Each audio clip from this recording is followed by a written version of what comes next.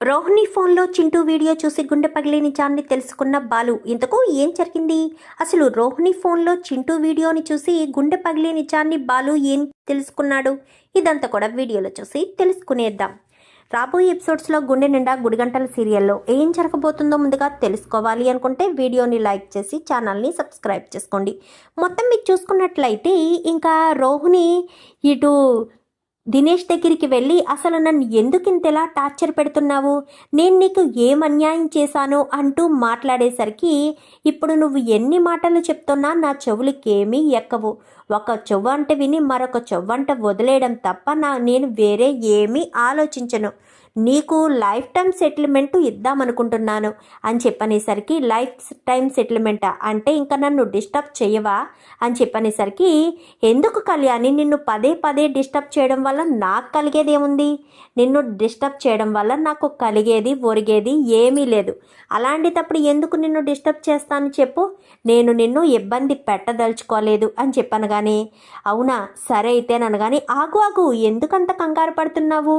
Life time settlement అంటే నాకు ఎంతో కొంత డబ్బులు ఇవ్వాలి కదా అని చెప్పనేసరికి, డబ్బులేంటి అనగానే, మరి లైఫ్ టైం సెటిల్మెంట్ ఎలా దక్కుతుంది అనుకుంటున్నావు? నాకు నువ్వు డబ్బులు ఇస్తేనే నాకు దక్కుతుంది అని చెప్పనగానే, డబ్బుల ఎంత అనగానే 30 లక్షలు అనేసరికి ఒక్కసారిగా రోహిణి ఇటు విద్య ఇద్దరు షాక్ అయిపోతారు. 30 లక్షల రూపాయల ఎక్కడి నుంచి తీసుకొచ్చివ్వాలి? అసలు ఏమనుకుంటున్నావు అనగానే, అవన్నీ నాకు తెలియదు కళ్యాణి, నువ్వు ఏం చేస్తావో ఎక్కడి నుంచి తెస్తావో నాకు తెలీదు. నాకు కేవలం 30 లక్షల రూపాయలు ఇచ్చావే అనుకో, ఇంకా నిన్ను లైఫ్లో డిస్టర్బ్ చేయను, అసలు నీ ఊసే తీసుకురాను, నీ జోలికే రాను అంటూ మాట్లాడేసరికి, ఇంకా రోహిణికి ఏం చేయాలో అర్థం కాక అక్కడి నుంచి వెళ్ళిపోబోయేసరికి, ఎన్ని రోజుల్లో ఇస్తావు అనగాని, 30 లక్షలు అంటున్నావు కదా, ఎక్కడి నుంచి తెచ్చేవాలి? నాకు అయినా ఆలోచించుకోవడానికి టైం కావాలి కదా అని చెప్పి రోహిణి అక్కడి నుంచి వచ్చేస్తుంది. ఏంటే వాడు అడిగిన 30 లక్షలు ఇస్తావా? నాకేమన్నా పిచ్చా? 30 లక్షలు నేను మాత్రం ఎక్కడి నుంచి తెచ్చిస్తానే? 1,00,000 రూపాయలకే 1,00,000 రూపాయలు 75,000కే మనోజ్ దగ్గర నాటకాలాడి మోసం చేసి నేను డబ్బులు తీసుకొచ్చి ఇచ్చాను. ఇప్పుడు తీరా మోసి వీడికి ఏదో రకంగా ఏదో చేస్తానే, ఏదో ఒకటి చేసి 30 లక్షలు తెచ్చి ఇచ్చానే అనుకో, వీడు వదిలేస్తాడనుకుంటున్నావా? మళ్ళీ బ్రతిమాలుతాడు. ఒక్కసారి అలవాటు పడ్డవాడు ఎందుకు దూరం పెడతాడు?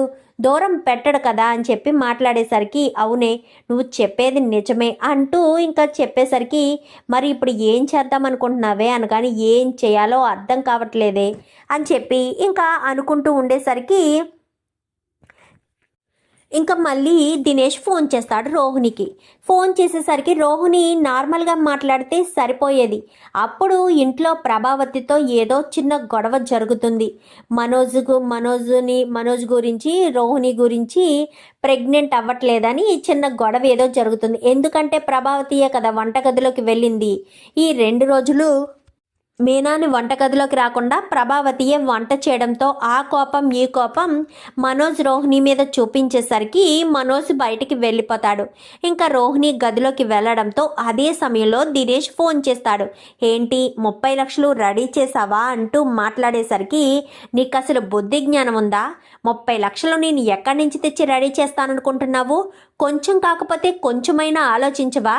30 లక్షలు నాకు ఎక్కడి నుంచి వస్తాయనుకుంటున్నావు?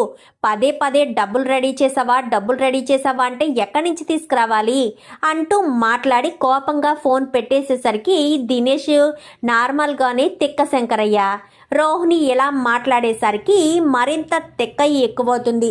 మరింత తిక్క ఎక్కువయ్యి, దీన్ని ఎలా కాదు, దీని కొడుకును తీసుకెళ్ళి నేను దాచిపెడితేనే కానీ ఇది నా మాట వినదు అని చెప్పి ఇంకా మరుసటి రోజు ఉదయాన్నే ఆడుకోవడానికి వెళ్తాడు. ఆడుకోవడానికి వెళ్ళేసరికి, ఇంకా అలా ఆడుకోవడానికి వెళ్ళిన వాడి దగ్గరికి వెళ్ళి, ఏం చేస్తున్నావు అని చెప్పాను. కానీ ఎవరంకుల్ మీరు మళ్ళీ వచ్చారు అనగానే, నువ్వు ఇక్కడ ఒంటరిగా ఉన్నావంట కదా, మీ మమ్మీయే నన్ను ఇక్కడికి పంపించింది అనగానే, ఓ అవునా, సరే మీ మమ్మీకి మనం ఇద్దరం ఒక వీడియో తీసి పెడదాము, ఇలా రా అని చెప్పాను. కానీ ఓ వీడియోనా, రీల్సా అంకుల్ అని చెప్పాను. కానీ అవును అని చెప్పి, ఇలా రమ్మని చెప్పిన తర్వాత, చెప్పండి అంకుల్ అని చెప్పాను. కానీ అది అని చెప్పనేసరికి, నీకు ఒక రీల్ చూపిస్తాను అని వెతుకుతాడు.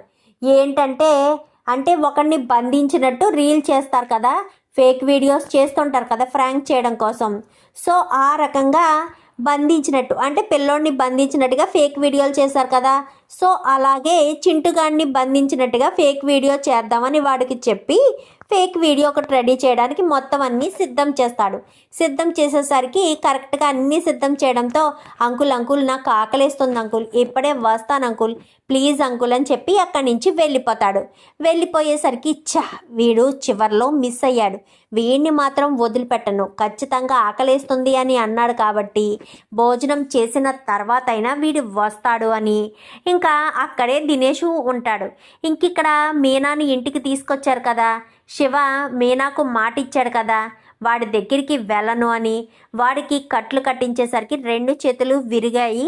సిమెంట్ కట్లు వెయ్యాలి అనగానే 2 చేతులకి సిమెంట్ కట్లు వేసేస్తారు. వేసేసిన తర్వాత నోరు బాగానే పనిచేస్తుంది కదా, శివకు ఫోన్ చేయరా అని చెప్పనేసరికి శివకు ఫోన్ చేస్తాడు. ఎన్నిసార్లు ఫోన్ చేసినా శివ కట్ చేస్తూ ఉంటాడు. కట్ చేస్తూ ఉండేసరికి శివ కట్ చేస్తున్నాడన్నా అనగానే, అదేంట్రా శివ కట్ చేయడం ఏంటి, అక్క మీద కోపంతో వెళ్ళాడనుకున్నాను కానీ నా మీద పగతో పంతంతో వెళ్ళాడు అని అనుకోలేదే, ఇప్పుడు వాడు తిరిగి రాడా అని చెప్పాను కానీ ఏమో అన్నా, వాడు నిన్న వెళ్ళిన స్పీడ్ చూస్తేనే తిరిగి వచ్చేటట్టు కనిపించడం లేదు, వాడు వస్తాడో రాడో తెలియదన్నా అని చెప్పి అంటూ ఉండేసరికి, రాకపోతే ఎలారా, ఆ బాలుగాడి మీద నేను పగ తీర్చుకోవాలి అంటే ఖచ్చితంగా వాడి వచ్చి తీరాలి కదా, వాడు రాకపోతే ఎలాగా, ఖచ్చితంగా రావాలి అని చెప్పనేసరికి ఏం నాకు అర్థం కావట్లేదు అని చెప్పి ఇంకా గుణగడ అంటాడు. గుణ అనేసరికి ఇంకా రోహిణికి ఏం చేయాలో అర్థం కాదు. వీడితో ఇలా కోపంగా మాట్లాడింది కదా, ఇలా కోపంగా మాట్లాడిన రోహిణి దినేష్ గాడిది పూర్తిగా శాశ్వతంగా అడ్డు తొలగించుకోవాలి అన్న ఉద్దేశంతో విద్యకు ఫోన్ చేసి వీడి ఫోన్ చేస్తే ఎలా మాట్లాడానే, నేను అర్జెంటుగా గుణాను కలవాలి, గుణాతోటే వీడు అడ్డు తొలగించేటట్టు కనిపిస్తుంది అని చెప్పి మాట్లాడేసరికి, అవునా మరి ఇప్పుడు ఏం చేద్దాం అనుకుంటున్నావు అనగానే, అర్జెంటుగా గుణాన్ని కలుద్దాము అనుకుంటున్నాను అని చెప్పనేసరికి, సరే పదానిగానే ఫోను ఛార్జింగ్ డౌన్ అంటే క్లిక్ అనేసరికి, అయ్యో ఫోన్లో ఛార్జింగ్ లేదే అని ఫోన్ ఛార్జింగ్ అక్కడే పెట్టేసింది. సైలెంట్లో పెడితే సరిపోయేది, నార్మల్గానే వదిలేస్తుంది. ఛార్జింగ్ ఫోన్ పెట్టేసి కిందకెళ్ళి కాఫీ తాగి మళ్ళీ పైకి వెళ్ళి ఫోన్ తీసుకుందాం అనుకుంటుంది. అనుకునే లోపే ఇంకా ఫోన్ తీసుకోవడం మానేసి కాఫీ తాగి వెళ్ళిపోతుంది. విద్య పలానా చోటుకొస్తాను అని ముందే చెప్పింది కాబట్టి విద్య అక్కడికి వచ్చేస్తుంది. విద్య అక్కడికి వచ్చేసి ఫోన్ చేసినా ఫోన్ లిఫ్ట్ చేయకపోయేసరికి ఇంకా ఈ లోపు రోహిణి ఆటో దిగి అక్కడికి వెళ్ళడంతో, ఏంటే ఫోన్ చేస్తుంటే లిఫ్ట్ చేయడం లేదు అని చెప్పాను కానీ, ఫోనా, అయ్యో ఫోన్ ఇంటి దగ్గరే మర్చిపోయానే ఛార్జింగ్లో పెట్టి అని చెప్పాను కానీ, మరి ఇప్పుడు ఏంటి అనగానే, ఏం పర్వాలేదు మనోజ్ అక్కడే ఉన్నాడు కదా, నా గదిలోకి ఎవరు వెళ్ళరు, పర్వాలేదులే ఉండని, పద వెళ్దాము అని ఇద్దరు కూడా గుణ దగ్గరికి వెళ్తారు. గుణ దగ్గరికి వెళ్ళేసరికి ఇంకా గుణ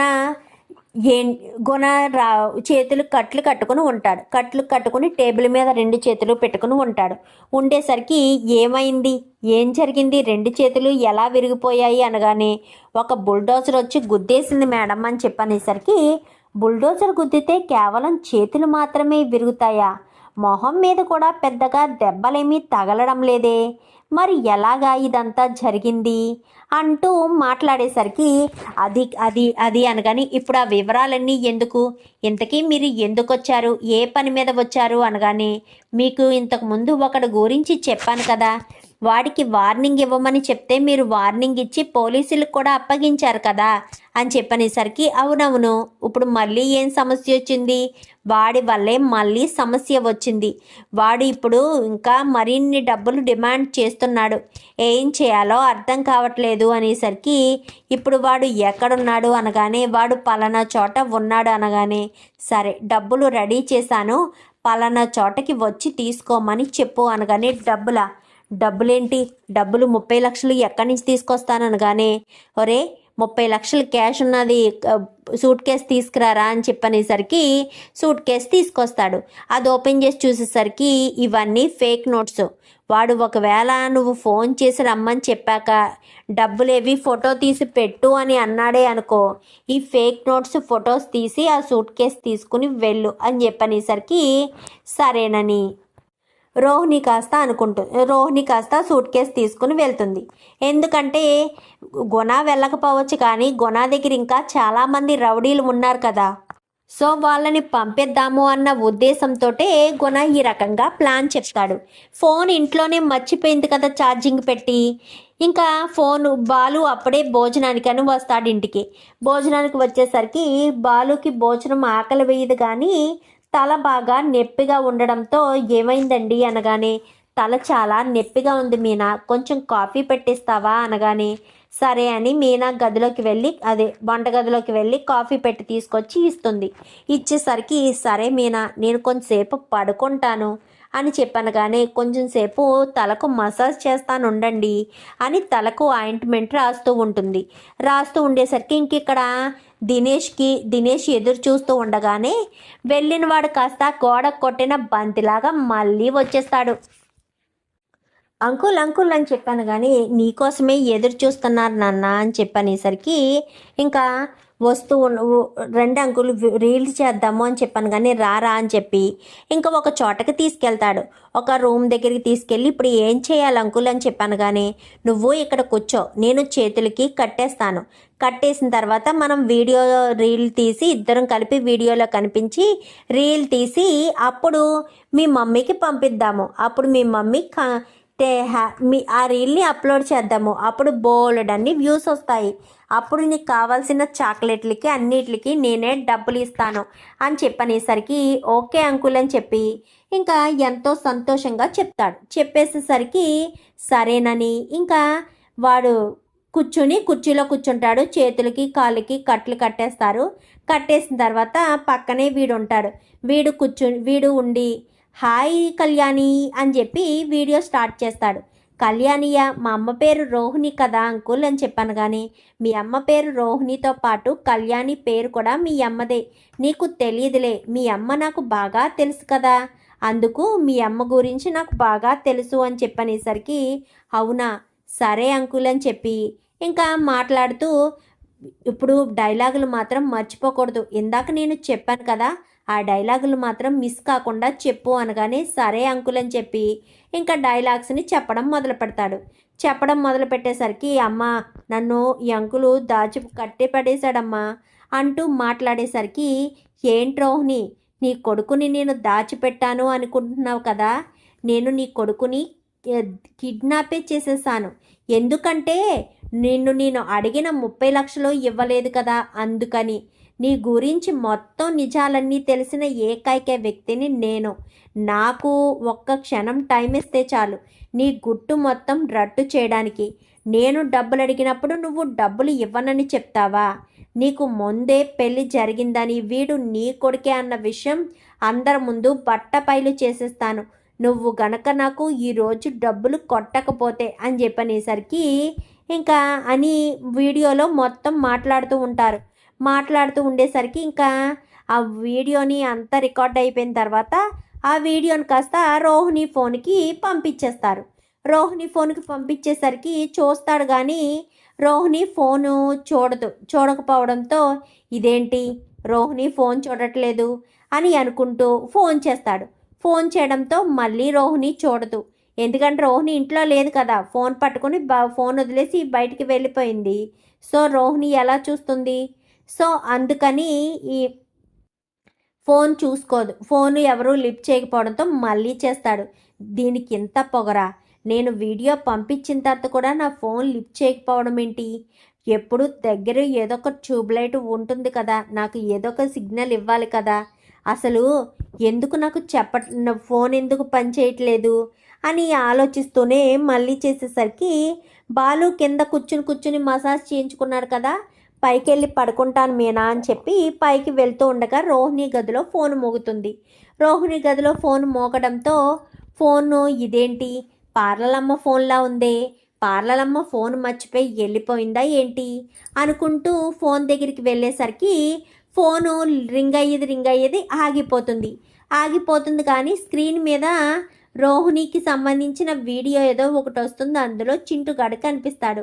అదేంటి రోహిణికి సంబంధించిన వీడియోలో చింటుగాడు కనిపించడం ఏంటి? రోహిణికి చింటుగాడికి సంబంధమే లేదు కదా, మరి చింటు ఎలా కనిపిస్తున్నాడు అని అనుకుంటూనే ఇంకా ఆ వీడియోని ఇలా ఓపెన్ చేస్తాడు. ఓపెన్ చేసేసరికి లాకు ఉన్నా కానీ వీడియోని డైరెక్ట్ పట్టుకోవడంతో లాక్ ఓపెన్ అయిపోతుంది. అందులోని ఉదయమే కొంచెం ఫోన్లో చాలా ఉన్నాయని చెప్పి లాక్ కూడా వేరేగా ఈజీగానే పెడుతుంది. ఈజీగానే పెట్టేసరికి లాక్ ఇలా పట్టుకోవడంతో ఆటోమేటిక్గా ఓపెన్ అయిపోతుంది. అంటే రోహిణి పెడుతుంది కానీ లాక్ పడకపోవడంతో ఇంకా అది అలా ఉండిపోతుంది. రోహిణి అడావిల్లో వెళ్ళిపోవడంతో చూసుకోదు. సో వీడియో ప్లే అవుతూ ఉంటే హాయ్ కళ్యాణి అని చెప్పి మొదలు పెడతాడు. ఏంటి నీ కొడుకుని నేను ఏమీ చెయ్యను అని అనుకున్నావా? నీ కొడుకు ఇప్పుడు నా బందీగా ఉన్నాడు. నేను నీ కొడుకుని బంధించేశాను. ఇప్పుడు ఏం చేయమంటావు? ఏ రకంగా చేయమంటావు చెప్పు అంటూ మాట్లాడేసరికి ఏ రకంగా చేయమంటానో నేను చెప్పాలా, నీకు తెలీదా ఏంటి అని చెప్పాను. కానీ ఏం తెలుసు, ఏదో ఒకటి చెప్తేనే కదా నాకు తెలిసేది అనగానే అవును నీకేం తెలీదు కాబట్టే చెప్పలేదు, అన్నీ చెప్తాను అని చెప్పి మొత్తం వీడియో అంతా కూడా చెప్పుకొచ్చేస్తున్నాడు కదా. మొత్తం వీడియోలో రికార్డ్ అయింది కదా, అదంతా చూసి బాలు ఒక్కసారిగా షాక్ అయిపోతాడు. అంటే రోహిణి కొడుకే ఈ చింటూ అన్నమాట. వాళ్ళమ్మ చెప్పిన స్టోరీ ఇదేనన్నమాట. నా అంచనా ప్రకారం రోహిణి వాళ్ళ అమ్మ దగ్గరికి రోహిణి బయలుదేరుతుంది. మనము కూడా రోహిణి దగ్గరికి బయలుదేరితే అంతా మంచి జరుగుతుంది అన్న ఉద్దేశంతో ఇంకా బాలు రోహిణి దగ్గరికి బయలుదేరుతాడు. అంటే సుగుణమ్మ వాళ్ళన్న విషయం ఇక్కడ తెలిసింది కదా, కన్ఫామా కాదా అని తెలుసుకోవడం కోసం అక్కడ సగం ఉంది అని చెప్పి అనేసరికి కన్ఫామో కాదా తెలుసుకోవడం కోసం వెళ్ళడంతో ఇంకా అక్కడికి వెళ్ళిన తర్వాత రోహిణి గురించి అన్ని విషయాలు దినేష్ని 4 చితక బాధి తెలుసుకుంటాడు. తర్వాత వాళ్ళ అమ్మ దగ్గరికి వెళ్తాడు. వాళ్ళ అమ్మ దగ్గరికి వెళ్ళేసరికి ఈ రోహిణి వీడియో అవి ఏమీ చూడదు కదా, అందుకని తనకు తెలియదు. బాలు సరాసరి వాళ్ళ అమ్మ దగ్గరికి వెళ్తాడు. రోహిణి కూడా ఏం చేయాలో అర్థం కాక వాడి దగ్గరికి వెళ్ళింది కదా, తిరిగి వచ్చేసరికి ఆ వీడియో ఏదో ఓపెన్ అయ్యి చూసినట్టు ఉంటుంది. ఇదేంటి, నా ఫోన్ని ఎవరు తీశారు, ఎవరు ఈ వీడియో చూసుంటారు, అసలు దినేష్ గారు పంపించిన ఈ వీడియో చూస్తే నా జాతకం మొత్తం వాళ్ళకు తెలిసిపోతుంది కదా, ఎవరు చూసుంటారు అని చెప్పి ఇంకా రోహిణి కంగారు పడుతూ ఉంటుంది. బాలు సరాసరి సుగుణమ్మ దగ్గరికి వెళ్ళిపోతాడు. చింటూ అప్పుడే బయట నుంచి లోపలికి ఆడుకోవడానికి వస్తాడు. ఆడుకోవడానికి వచ్చేసరికి ఇంకా రోహిణి ఆ వీడియో చూసి ఇంకా రోహిణి వీడియో చూసి ఇదేంటి వీడియో ఎవరో చూశారు, నా ఫోన్ ఎవరు చూసుంటారు, ఇంటికి ఎవరు వచ్చుంటారు అని గబగబా కిందకి వెళ్ళి మీనా అని చెప్పాను. కానీ ఇంటికి ఎవరు వచ్చారు మీనా అని చెప్పాను. కానీ ఉదయం వెళ్ళిన వాళ్ళు ఎవరూ రాలేదు రోహిణి, మా ఆయన తప్ప అని చెప్పాను. కానీ బాలు పైకి వెళ్ళి పడుకున్నాడా ఏంటి అనగానే అవును తలపోటు వస్తుందని పైకి వెళ్ళారు, మళ్ళీ ఒక 5-10 నిమిషాల్లో కిందకి వచ్చేసారు, ఎక్కడికో కోపంగా వెళ్ళారు అనగానే కన్ఫామే బాలుకి నిజం తెలిసిపోయింది. నేను ఆ ఇంటి చింటూయే కన్న తల్లిని అన్న విషయం తెలిసిపోయింది. ఎందుకంటే వీడు క్లియర్గా ఇందులో రాసి పెట్టాడు కదా, క్లియర్గా తెలిసిపోతుంది కదా నేను ఈ ఇంటికి తగ్గ కోడల్ని కాదని, ఇంట్లో వాళ్ళని మోసం చేస్తున్నానన్న విషయం తెలిసిపోయి ఉంటుంది అని చెప్పి ఇంకా ఎంతగానో కంగారు పడుతూ ఉంటుంది. బాలుకి ఫోన్ చేసావా మీనా అని చెప్పాను. కానీ ఎందుకు ఫోన్ చేయడం ఆయనకి, ఆయన ట్రిప్లో ఉంటారు కదా, ఫోన్ చేసి డిస్టర్బ్ చేయడం ఎందుకు అనగానే లేదు మీనా, బాలు ఎక్కడికో పని మీద వెళ్ళాడో లేకపోతే ఏదైనా పర్సనల్ పని మీద వెళ్ళాడో తెలుసుకుందామని. మా ఆయన మీద నీకేంటి అంత ఇంట్రెస్ట్, మా ఆయన ఎక్కడికి వెళ్తే నీకెందుకు అని అనుకుంటూ ఇంకా రోహిణి ఉంటుంది. వెంటనే ఇంకా రోహిణి వాళ్ళ అమ్మకు ఫోన్ చేస్తుంది. ఫోన్ చేసేసరికి అమ్మ చింటూ ఎక్కడ అనగానే బయట ఆడుకుంటున్నాడే అని చెప్పనేసరికి నిజంగా చూసావా వాడు బయటే ఉన్నాడా అనగానే బయటే ఉన్నారు, చూసావమ్మా అనగాని చూశానమ్మా, ఇప్పుడే బయటే ఉన్నాడు అని చెప్పనేసరికి అవునా సరే అని చెప్పి ఏంటి వీడు ఎందుకు వీడియో తీసి పెట్టాడు అంటే ఎలా చేస్తాను అని చెప్పి వీడియో తీసి పెట్టాడా అని అనుకుంటూ ఉంటుంది రోహిణి. ఈలోపు బాలు ఇంటికి వచ్చేసాడు కదా. ఇంటికి రావడంతో ఇదేంటి బాలు ఇప్పుడొచ్చాడు అనుకుంటూ చింటూ ఎక్కడున్నాడమ్మా అని చెప్పాను. కానీ చింటూ ఇప్పుడే బయట ఆడుకుంటున్నాడు బాబు అని చెప్పనేసరికి అర్జెంటుగా మీరు బయటికి వెళ్ళి చింటూని లోపలికి తీసుకురండి అని చెప్పాను. కానీ లోపలికి వెతికితే పక్క వీధిలో ఆడుకుంటూ ఉంటాడు. బాలు అంకుల్ వచ్చారు అనగానే చింటూ పరుగున ఇంటికి వచ్చేస్తాడు. ఇంటికి వచ్చేసేసరికి హాయ్ అంకుల్ అని చెప్పాను. కానీ హాయ్ రాకుండా మంచినీళ్ళు తీసుకురావా అని చెప్పనేసరికి అమ్మ నేను మీతో మాట్లాడాలి, ముక్కుసూటిగానే మాట్లాడాలి, మీరు అబద్ధం చెప్పరని నా నమ్మకం, మీరు అబద్ధం చెప్పి మోసం చేస్తారని అస్సలు అనుకోను అని చెప్పి మాట్లాడేసరికి ఏమైంది, దేని గురించి బాబు నువ్వు అనేది అనగానే నేను చెప్పేది చింటూ గురించే అని చెప్పనేసరికి చింటూ గురించి ఏమనుకుంటున్నావు బాబు, ఏం మాట్లాడాలనుకుంటున్నావు అనగానే అవును నేను మీతో మాట్లాడాలనుకునేది చింటూ గురించే, మీరు నాకు నిజం చెప్పాలి, అబద్ధం చెప్పడానికి మాత్రం ట్రై చెయ్యొద్దు అని చెప్పి అంటూ ఉండేసరికి అబద్ధం చెప్పడానికి నేనెందుకు ట్రై చేస్తాను బాబు, నేను మీకు ఏ విషయంలో అబద్ధం చెప్పాను అనగానే మీరు నాకు అన్ని విషయాల్లో అబద్ధం చెప్పుకుంటూనే వచ్చారు, మీరు ఏ విషయం దాచిపెట్టారు అన్ని అబద్ధాలే చెప్పారు. చింటూ ఎవరి కొడుకు, చింటూ కళ్యాణి అనే అమ్మాయి కొడుకే కదా, ఆ కళ్యాణియే మీ కూతురు రోహిణి కదా, చెప్పండి అని చెప్పనేసరికి బాబు అది అనగాని ఇంకెందుకమ్మా నిజాన్ని దాచిపెట్టాలని చూస్తున్నారు, నాకు అన్ని విషయాలు తెలిసిపోయాయి, చింటూ మీ కొడుకు మీ మనవడు రోహిణి కొడుకు అన్న విషయం నాకు తెలిసిపోయింది, రోహిణికి ఎలాంటి ఆస్తిపాస్తులు ఏమీ లేవన్న విషయం కూడా నాకు తెలిసిపోయింది అని చెప్పనేసరికి ఒక్కసారిగా షాక్ అయిపోతుంది.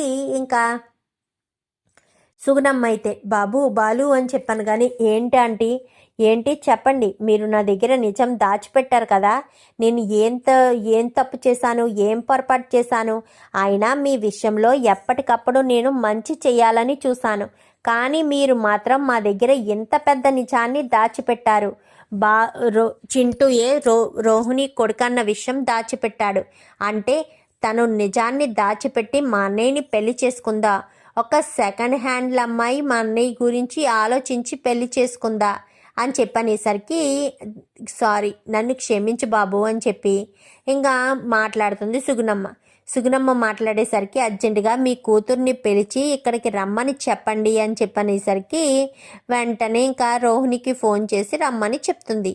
రమ్మని చెప్పేసరికి రోహిణి కాస్త బయలుదేరి వస్తుంది. బయలుదేరి రావడంతో బాలుని చూసి ఒక్కసారిగా షాక్ అయిపోతుంది రోహిణి. ఇదేంటి అమ్మ బాలు ఉండగా ఫోన్ చేసిందా లేక నార్మల్గానే ఫోన్ చేసిందా అని అనుకుంటూ ఉండగానే ఏ బాలు ఇక్కడ ఉన్నావేంటి అనగానే ఏంటి పార్లలమ్మ నన్ను ఎంత మోసం చేస్తావని అస్సలు అనుకోలేదు, నువ్వు ఇలాంటి దానివని అస్సలు అనుకోలేదు అనగానే నేనేం చేశాను అని చెప్పాను. కానీ ఏం చేసావో నీకు తెలియదా, ఏం చేసావో నీకు తెలియకుండానే చేసావా పార్లలమ్మ అని చెప్పాను. కానీ అది కాదు బాలు అని చెప్పనేసరికి కారణం ఏదైనా కావచ్చు, కానీ ఒక మాట చెప్పాలి కదా, చెప్పే కదా పెళ్లి చేసుకోవాలి, నువ్వు వెనక ముందు ఆలోచించకుండా ఇలా పెళ్లి చేసుకుంటే మిగిలిన వాళ్ళు ఎలా, ఈ నిజం రేపన్నా రోజున బయటపడితే పరిస్థితి ఏంటి అది ఆలోచించవా, ఇప్పుడు పరిస్థితి గురించి ఆలోచించకుండా అబద్ధాల మీద అబద్ధాలు చెప్పి మోసాల మీద మోసాలు చేసి పెళ్ళిళ్ళు చేసేసుకుంటే మాత్రం ఆ పెళ్ళి నిలబడుతుందనుకుంటున్నావా అంటూ మాట్లాడేసరికి అది కాదు బాబు బాలు అని చెప్పి మాట్లాడడంతో ఇంకా మీరు మాట్లాడకండి, మీ కూతురు గారు అబద్ధం చెప్పారు, మోసం చేశారు అని చెప్పి ఇంకా రోహిణిని బాలు నిలదీసి అడుగుతాడు. మరి రోహిణి ఇప్పుడు ఏం సమాధానం చెప్తుంది, ప్రభావతి దగ్గరికి బాలు చెప్తాడా లేక ప్రభావతి దగ్గరికి మ్యాటర్ వెళ్లకుండానే బాలు ఆపేస్తాడా చూద్దాం. మరి ఇదంతా కూడా రాబోయే ఎపిసోడ్స్లో. వీడియో నచ్చితే లైక్